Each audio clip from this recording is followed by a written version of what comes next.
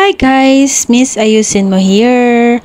Magluluto tayo ngayon ng ampalaya. So yun guys, may ampalaya tayo dito and then meron tayo dito minarinate na pork, bawang, luya, sibuyas, and 3 itlog. So yung 3 itlog natin guys, batihin natin yan guys. Yan, binati na natin, lagyan natin ng salt. Pagkabati natin, lagyan natin ng salt yung ating hiniwang ampalaya at piga-pigain lang natin ng konti guys para matanggal lang yung pait niya at parang luto na rin siya guys. Kinilaw na ampalaya labas. So yun guys, mag-init tayo ng kuwali, mag-fry tayo ng luya. So after nan, mag-gisa tayo ng bawang. Yun yung bawang. Sunod na natin yung ating sibuyas. So, yun guys. Yung sibuyas natin. Gisa-gisa lang natin yan guys. Ayan. After nyan na mula-mula na yung ating bawang, lagay na natin yung ating karne. So, yun guys. Isang kutsa lang natin yung ating karne. Gisa-gisa. Ayan guys. Gisa-gisa lang. So, after niya nag-isa guys, yung makita mo na mag-change yung color, ilagay na natin ang ating ampalaya. So, yun guys, yung ampalaya yan, hinugasan natin yan kasi hilamas natin ng asin. Kailangan hugasan mo kasi baka maalat guys. Ayan. So, after niya nigisa-gisa natin guys, takpan natin. Ayun. Ayan guys. Don't forget to cover.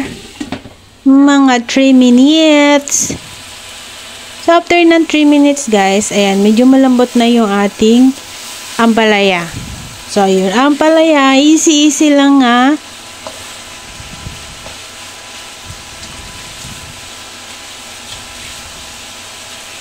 Ayan.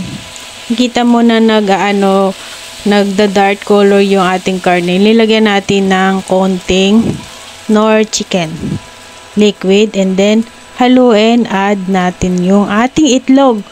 Ayan na. Nilagay ko na yung ating itlog. So after nung lagay ng itlog, halu-haluin lang natin guys. I-mix together. So, yun, that's it. Luto na yan. Kunover ko lang mga 1 minute para maluto lahat ng egg. Luto na. Very easy. Simple lang po. Ayan ang ating ulam. Baon ng kunyang tomorrow. Nagisa ko na yan guys. Yan na. Okay na. Ready na. Eat na lang tayo. Lagay natin sa plate. Ayan. Baon natin yan tomorrow. And guys. Sunday. Day off ng kunyang. Ay baon ko yan. Ayan. Ang sarap ng ampalaya. With carne. Ayan guys. So yun guys. Kayo na bahalang magtawag kung anong tawag na luto dyan. Kasi ako ginisang karne na may ampalaya at itlog. Ayan guys, stir fry pork with bitter kwa and egg. Ayan guys, so yummy.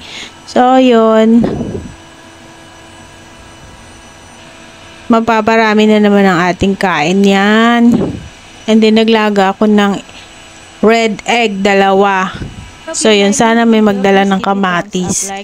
Ayan, wala kasi akong kamatis. Hindi naman ako dadaan bukas sa